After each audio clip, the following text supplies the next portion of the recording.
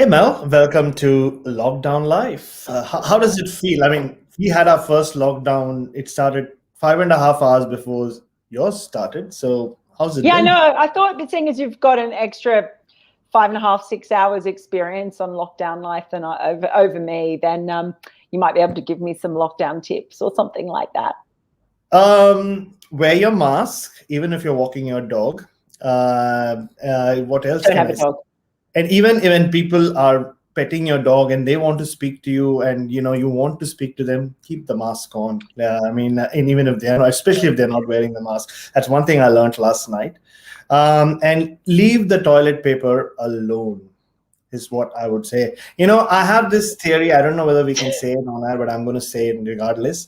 They say that a lot of people are full of shit. And when you realize it, when you see a bunch of people walking out of a supermarket with a lot of toilet paper, that means they are full of shit. Yeah, well, at least your last piece of advice is kind of relevant for me because like most people, I have a digestive system, but I don't have a dog. So the first two pieces of advice are about as useless as boobs on a bull. And seeing as again, this is a very rude episode Yes, already. I think we're going to stop now and let's just roll the bumper.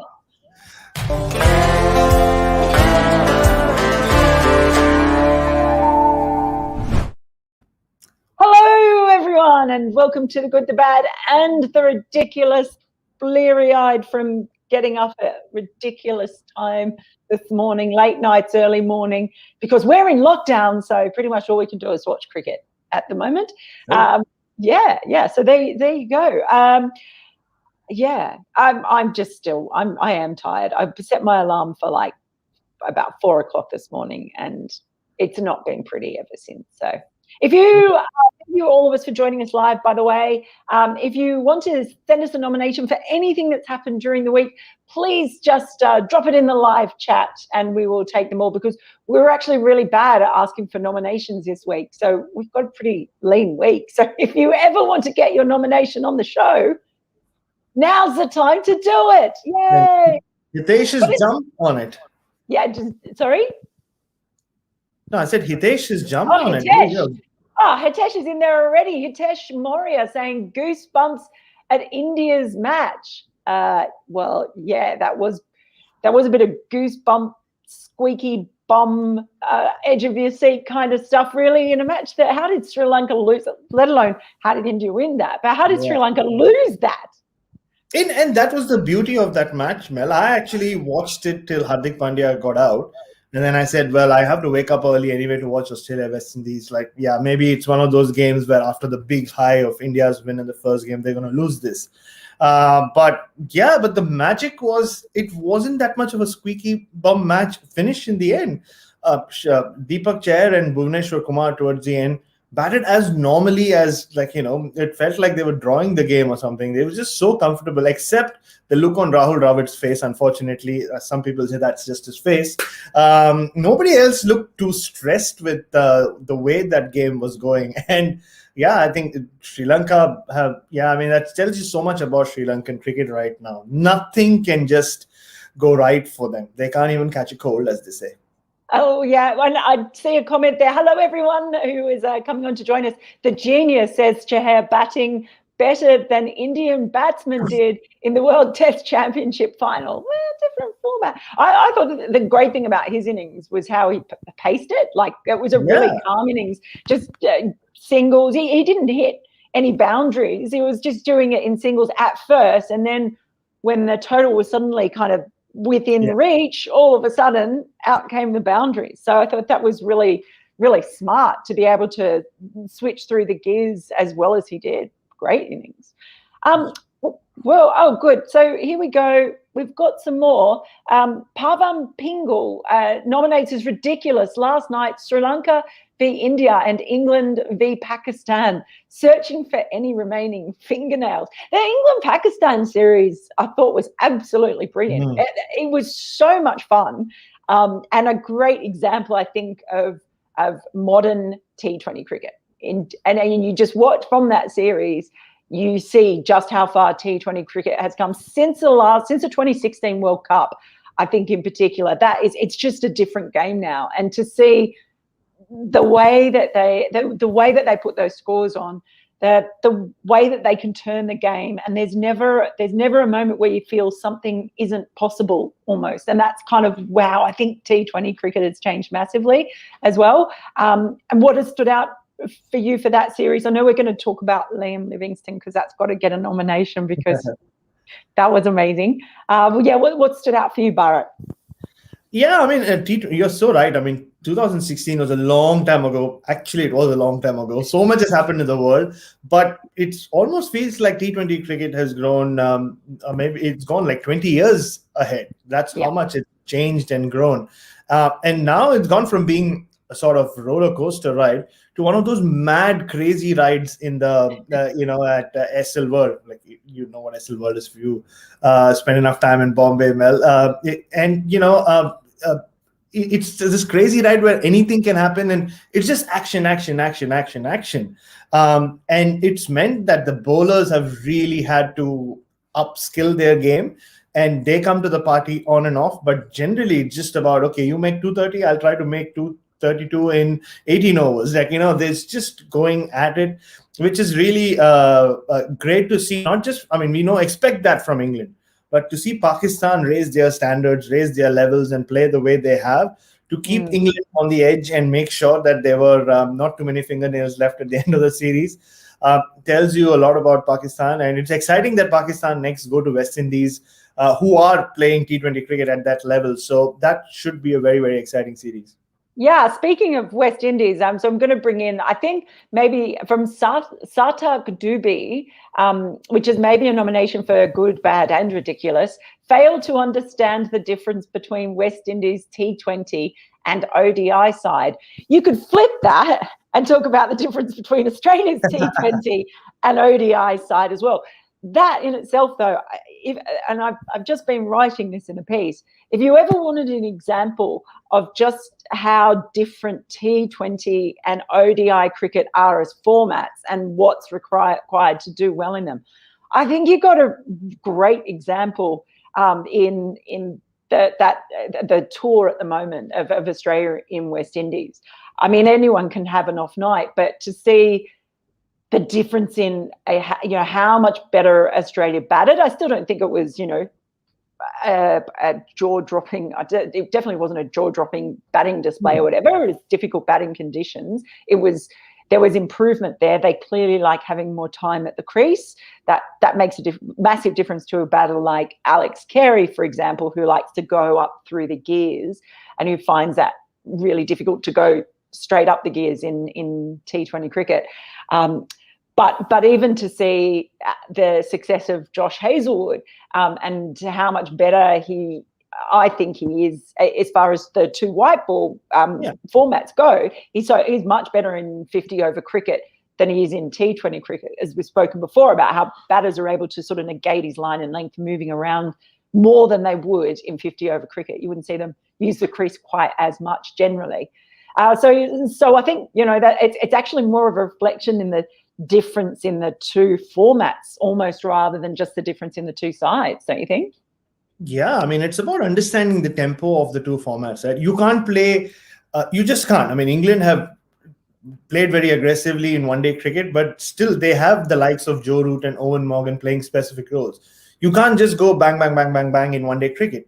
And India tried that in that first game against Sri Lanka. It came off with Ishan Kishan and Prithvi Shaw. But yesterday, they almost failed because of that, right? And, they did go bang, bang, bang, lost a lot of wickets. And it actually took Deepak Chahar and Bhuvneshwar Kumar to buckle down and play some sensible cricket alongside Surya Kumar Yadav and Krunal Pandya. And like you said, with Australia, that's the problem. And we spoke about this last week as well.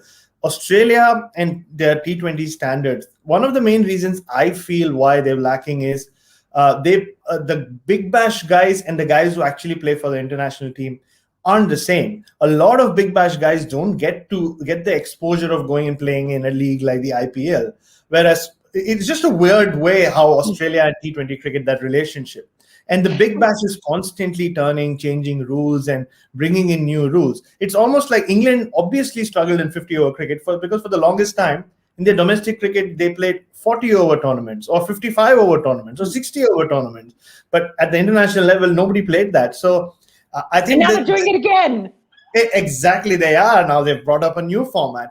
I think it's just a case of understanding the tempo. West Indies are very good at it in T20 cricket. They do struggle as the format gets longer, as we see, because then they bank on the likes of a Darren Bravo or a Shea Hope, who was missing today, to come good. Without them, they do struggle. Because whenever they've been successful in one-day cricket, it's because of Shea Hope. And without him, you saw what happened. And similarly with Australia, Steve Smith, for me, really, you spoke about Alex Carey. Steve Smith is the same. They can't go from gear 2 to gear 5. That's just not how they play cricket. They have to go one gear at a time. And that's how most of their batsmen are, except Glenn Maxwell maybe, or a couple of them here or there, which is why they struggle in T20 cricket. And like as we saw today, with a full strength Australian team, they're actually a very good one-day team. Yeah, now on that, I'm just going to, there's a comment from Suvan Singh who says, looks like the Mitchells are saving Australia in this tour, which actually brought up something that the title of our program today, one of the topics that we thought of more about Mitchell Starc, which is coming. There it is. Is Starc already? Ooh, oh, damn, I did my mic drop again. Is Starc already an ODI legend? Well, I think he's only now, that's his 8th fiver, I think, and I think only Brett Lee has taken more with 9 off the top of my head. What I loved about Starc today was that he did all the things that he's known for that make him a really, really good 50-over bowler, and that is he made use of whatever swing was there at the top. His Yorkers were absolutely bang on the money.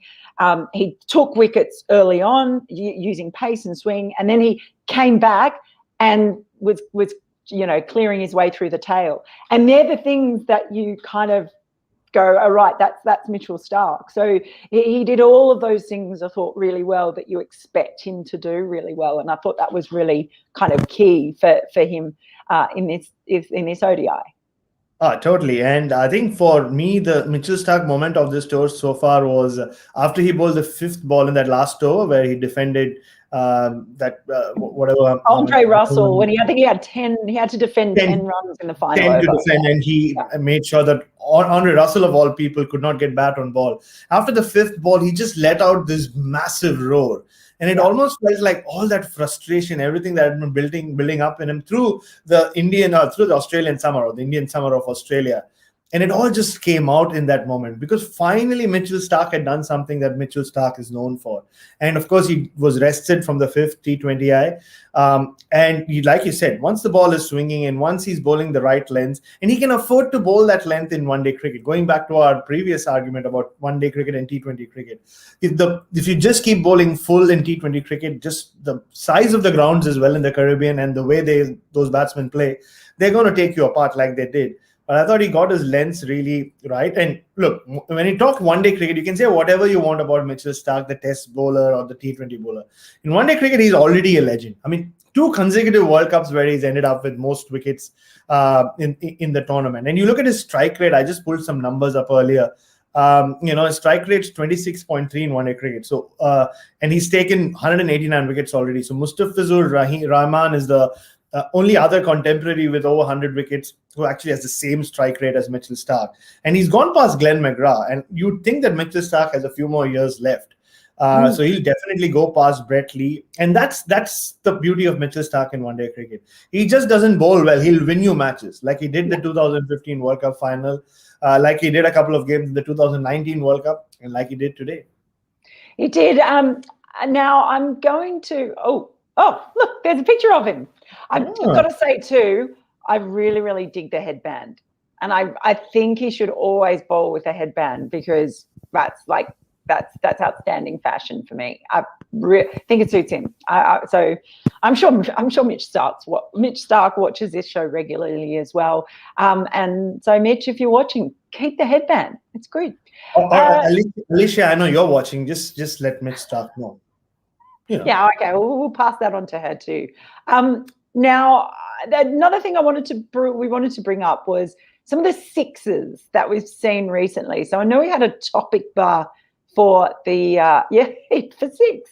And we also had a little comment or nomination from Balaji saying Liam Livingstone muscle power. That was, I was sort of saying, I had a conversation with someone how you almost wanted to write a 2,000-word piece on that 6 by Liam Livingstone. And I think actually the Telegraph, I think Tim Wigmore actually did, might not have been 2,000 words, but the anatomy of a 6. It was sort of, the legend of Albert Trott hitting it over the stand at Lord's. To see him do that at Headingley onto the rugby pitch. I want to say rugby league pitch because I think of it more as rugby league than rugby union. But it's one I know very well. That was astonishing. And just to see the impact that Liam Livingstone has had, it's probably not a surprise, but it's nice to see him able to do that, really. And then to contrast that, some of the sixes we're seeing, that one, I know West Indies have used the crosswind really well in this series because I wrote about it. But that said, the one that got me was actually Kieran Pollard, that 6 he hit straight down the ground today, because rather than a Liam Livingstone type 6, Kieran Pollard makes it look easier than I think almost anyone else. I think anyone else at the moment. I can't think of anyone who just makes it look like he's just brushed away a fly. It's astonishing to watch him when he is in that mode. Oh yeah, and having covered the Mumbai Indians in many IPLs at the Wankhede Stadium, I've seen a lot of Kieran Pollard 6 hitting. In fact, I remember I was in Hyderabad when his life turned around in the space of 9 balls, covering that Champions League T20 match when he went after Moses on Rakes. And look where his career and life has gone ever since. So there he is, Kieran Pollard. Muku had to pick the one time he wasn't hitting a 6, but that's all right. We forgive him for that. To be fair, Getty wasn't there. So these are pictures that have come directly from the great Philip Spooner, Mr. Indeed. Spoonerverse. He sent these. So we have to blame one of the West Indies team management for that. I do. I have many bones to pick with Spoons anyway. Yeah, I'll add that to the list. But yeah, I mean, to the extent it's got me thinking, just seeing Liam Livingstone's 6 as well, and some of the 6s during the T20s, between Australia and West Indies, and also the England-Pakistan series, is it's time we added a 7 or an 8. I don't know, just for T20 cricket. I mean, look, in a few hours we're going to start with 100, a new format that nobody ever thought about. Overs are going to be called balls. We discussed all this last week. So why not add a 7 or an 8? It's anyway a batsman's game, as they say, and because if you hit it over. You're going to upset all the T20 traditionalists, mate. What about the core and the fabric of T20 cricket that can't be tampered with? Unfortunately, maybe introduce it in the 100 or the 90 that the BCCI will start once the 100 kicks off, and then it takes over from the 100 and nobody cares about the 100 becomes the T20 blast or what it is now, and the 90 Premier League is what everybody talks about. Yeah, that is true. Now I'm going to bring up a nomination here from Chinmaya Das as a good nomination. Let's not keep saying that this is India's bench or Team B. Lots of players in the squad have excellent limited overs hunger to exceed. This is clearly visible with every person in the squad. And that picks up on something that we thought was a nomination I know you really wanted to talk to about the depth of Indian cricket being a bottomless ocean, which is pretty interesting. And funny that you bring that up, and yes, it did. But I would throw in there when you look at England's white ball depth at the moment, because we have certainly seen some examples lately of them fielding a team, a third string team that performed brilliantly. Maybe they wouldn't in everything, but the depth of talent. I think in those two sides, two camps, India has, I think, greater depth in red ball cricket now as well, clearly, because we saw that in Australia and also at home in India. But in white ball cricket, which everyone's playing at the moment, those two sides really do have some crazy depth right now.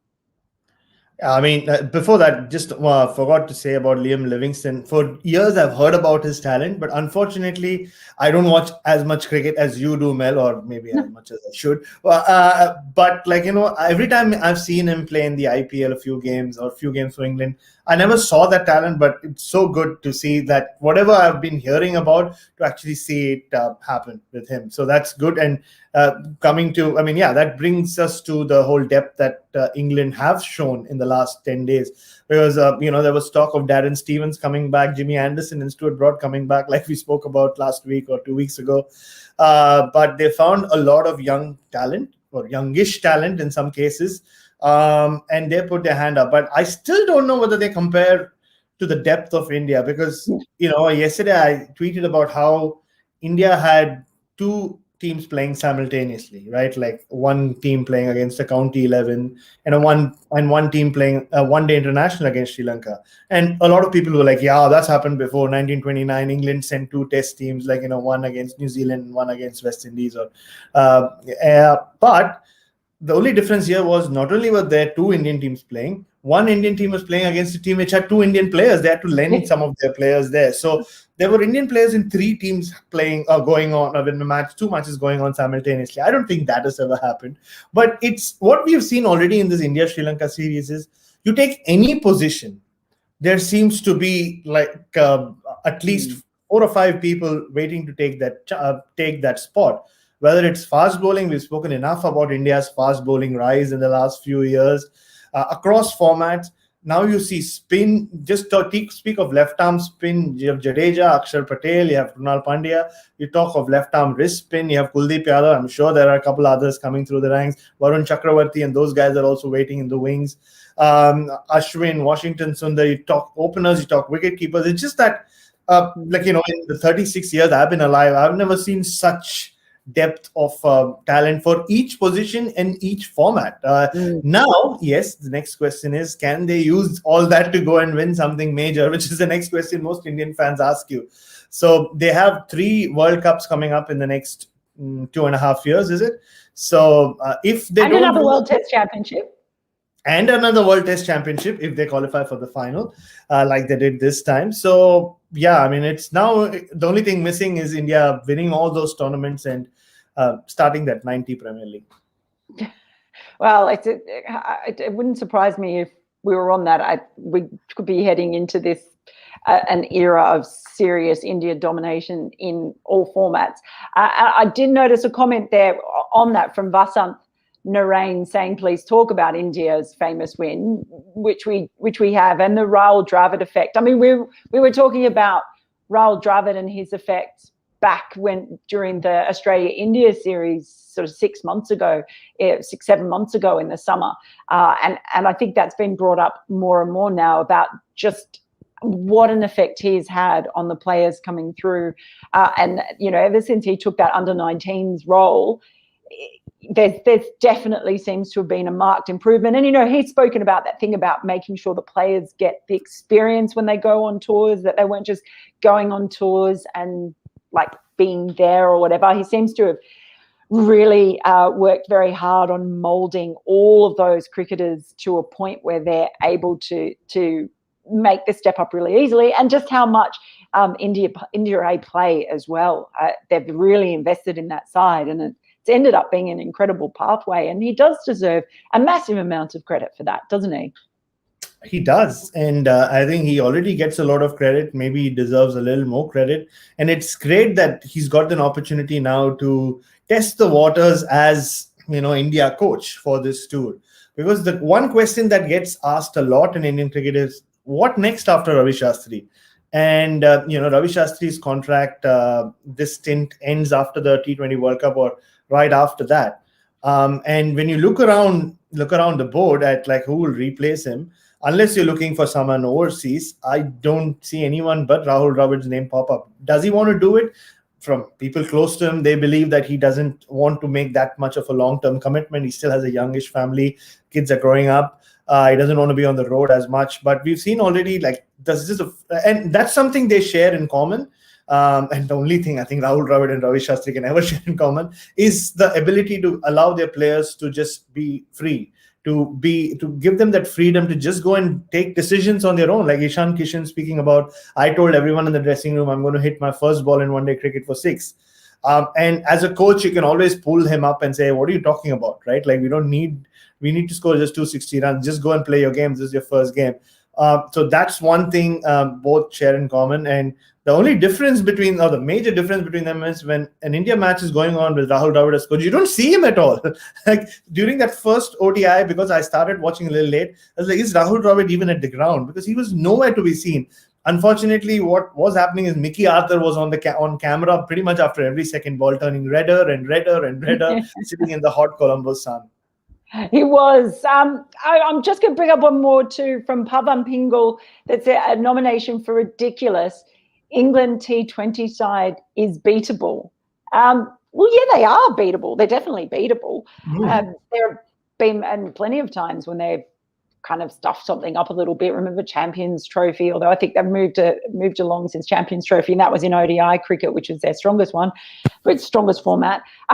Yeah, I think they're definitely beatable when it comes to we're going to be talking about this obviously a lot more in the coming months, because I don't know about you, I'm more excited about this T20 World Cup than I have been about other ones, and it's because of teams like England and India. And you look at the West Indies one with a big hitting side on slow pitches in India, but they've also come a long way in the way that they approach it with an older team, though, with all that experience. So I definitely think the England, and we haven't even talked about, New Zealand, Pakistan have shown that, yes, England are beatable as well. So for me, I'm just really, really excited about the next T20 World Cup, because we've gone beyond this whole thing too of T20 cricket just being sort of, unpredictable and, fluky, and, like the Australians talking about, you just got to win the key moments. There's so much that goes into it. I look at it as like a 240 ball game of chess, or 240 move game of chess now. And that side of it, not just the big sixes, but the tactics and the analytics, for me, it's super nerdy, but I actually find that incredibly fascinating about T20 cricket. And I do think that it's not just about having, the best players. That obviously helps a lot. But the best tactics and approach, and the smart cricket that's played, I think is going to be really important in this T20 World Cup, and makes it hugely exciting for me. Hugely exciting. And, you spoke about West Indies winning last time. And if you actually break down their wins in 2012 and 2016, they actually won because of the brains and not the brawn. The brawn always gets their muscle power. The power always gets talked about, that is put in the limelight. But they have really mastered T20 cricket before any other country. They did it with Test cricket in the late 70s. They did it with one-day cricket in the late 70s again. And they did it again with T20 cricket around 10 years ago. And I think they're still up there as one of the top sides to beat in the T20 World Cup. And I'm totally with you. It's going to be a very tactically fought competition, mainly because of the size of the grounds also in Abu Dhabi and Dubai. Sharjah, of course, is a smallish ground, like ones you find in India, the IPL grounds, most of them, or the ones in the Caribbean. But Abu Dhabi and Dubai will test your strategy and your tactics, because they are bigger grounds. You can't just rely on clearing 75, 80-yard boundaries. You'll have to work around. So the bowlers come into the game a lot more in terms of how they are used. And already in these two series we're talking about a lot today, the 1 over spells or the 2 over spells, spinners coming on in the power play, spinners coming on and bowling the last 5 or 6 overs like Hayden Walsh Jr. That seems to be another trend. So there are always so many trends that you can tap into. Like you, of course, you are Australian, I live in Australia. The only thing we're looking forward to actually is the Ashes. But yeah, the T20 World Cup is also something we're looking forward to. Oh, and you don't mention Oman there, but Oman could be a very, very interesting factor in that, just from the specific conditions about the ground at Oman. A place where most of the players in this T20 World Cup will never have played or seen the stadium until the first time they go there. So that's going to be quite interesting for me. And I just am picking up two things. probably before I get you to wrap up, Ranjit Thorat has said missing Marlon Samuels, which you've spoken about before. Yes, that is one thing. But another one from Anupam Mishra, just on West Indies. West Indies has great batting lineup, but they lack a good spinner. I'm not sure if you can say that anymore. Because have you watched Walsh Jr.? Hayden Walsh Jr. has been absolutely brilliant in this series, and the way they've used him has been brilliant. You've talked about, those 1 over spells, 2 over spells, that sort of thing. But also they held him back to the right moment, and then he came on, Australia's middle order collapsed, and I thought that was actually absolutely brilliant. But look, the time has come. We've been talking for half an hour with no nominations beforehand, so that was pretty good. So the time has come, Bharat. Let us bring on the sting for the goodest thing of the week. There you go. I remembered it this week. Just for you. I just thought I'd retain my just for you, Angel. Yeah.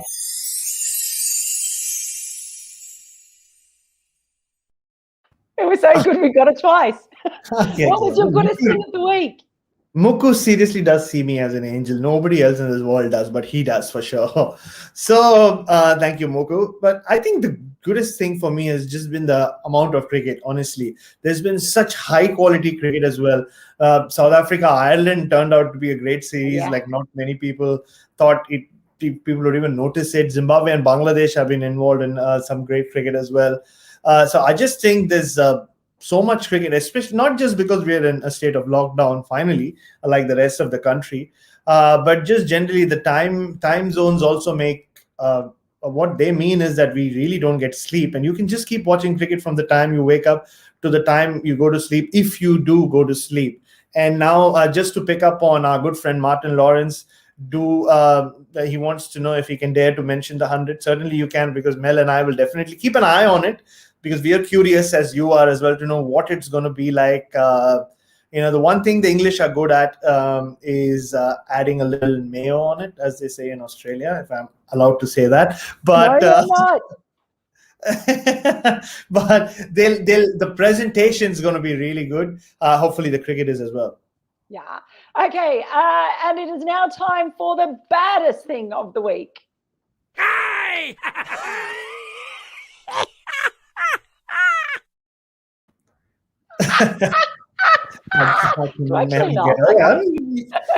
Did they actually get the vocals from someone else, or did you just record your own voice? No, it's not me. Shut up.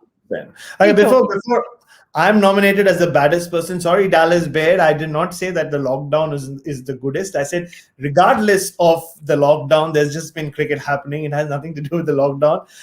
So sorry about that, Dallas. Lockdowns are not good at all. I just hope I got my first shot of the vaccine yesterday. I got lucky. So I know Mel's getting her shot next week. So for all of you watching us in Australia, India, England, wherever you are, go and get yourself the vaccine. This is not going away anytime soon. The best thing we can do is take care of ourselves and take care of everyone around us. I think the baddest thing so far for me has been Sri Lankan cricket. I spoke about Mickey Arthur yesterday. In fact, it's good that they have Mickey Arthur as a coach, because he's so expressive and he doesn't mind the camera. You actually get to see the reasons why people are frustrated with Sri Lankan cricket. And you see some of their players, Mel, and you realize it's not that there is a lack of talent. There seems to be this lack of game awareness. There seems to be this weird sense of satisfaction with whatever they do. 3 of their top guys, breaching the bubble in England and being sent back, suspended for a long period of time. And even in these 2 matches against this Indian team, this get starts, they play well, they look well, but look good. The moment they get to 50, they throw it away, and it's all over. It's disappointing, and you see where Sri Lanka are in that ODI table. They're about to play the qualifiers in the T20 for the T20 World Cup. Then they are talking about a team which has reached the final twice and won it once. So it's just terrible that Sri Lankan cricket is where it is right now. It is, and a big shout out now, hello to Dallas Baird. Just in case you don't know, I haven't seen Dallas for years, but he was an editor at Fox Sports when I used to work there. And so we became mates, and once he brought around a DVD of Fire in Babylon for me to watch. That was the first time I ever saw Fire in Babylon, which you would appreciate. He's a man who appreciates documentaries about West Indies cricket. Oh, there you go, Dallas. And on that note, it is time for the ridiculousest thing of the week.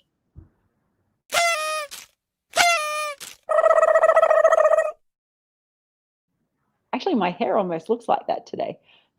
My eyes always look like that, yeah. Yeah, my eyes definitely look like that after getting up at stupid time this morning. What was your ridiculousest thing of the week? I think it's again. I mean, I don't want to harp on how the depth of Indian cricket, but it's not just the depth. It's just ridiculous how these guys, Prithvi Shaw and Ishan Kishan, I've said this so many times in various platforms about how the IPL takes the awe factor away. But yeah, there's one thing about losing the awe factor, but just to walk out there, hit your first ball in your career for 6, and because we've heard so much from not just cricketers, from athletes and all sport, right? About how it's a dream to play for the country. They live that moment in their heads for years and years, and then it happens. And you're not like, even with Prithvi Shaw or Ishan Kishan, they're in their mid-20s. You're not talking about two 16-year-olds who have nothing to lose. But how do you get yourself to do that? How do you develop that kind of confidence? And that for me has just been the most ridiculous thing, not just about Indian cricket, not just now, but we've been talking about it. I mean, that's how this Good, Bad, Ridiculous was born in a way, when India turned ridiculous, and good and bad all at the same time during those 2 months. And then just keep getting more and more ridiculous. And Surya Kumar Yadav, another one in his 30s, they just come in and play like they were meant to, be center stage and steal the show, which, I can't get over it. That has to be the most ridiculous thing for me this week. That's a very, very fair judgment, I would say. So thank you, everybody, for joining us. And I'm just pointing out to a couple of very kind comments. Make sure you drop in nominations. So all during the week, if you put that hashtag Good, Bad, Ridiculous, we'll be able to find it. So send us your nominations if you see anything through the week with that hashtag. A big thank you to Martin Lawrence, who says Mel is too nice to be a villain. You're right. Also to Emmanuel, who says you guys have been the goodest part in this long lockdown phase. Take care and continue your great work. And to Pavan Pingle, who says the goodest thing in the pandemic, Good, Bad, Ridiculous is born. Thanks, guys. That's the nicest thing that's happened since we were locked down. Who knows when it will end? But the good thing is, yes, it means we'll be back again. So thank you for joining us. Keep those nominations coming in. Subscribe to the channel, hit the like button, all of those things, and we'll see you soon. Bye.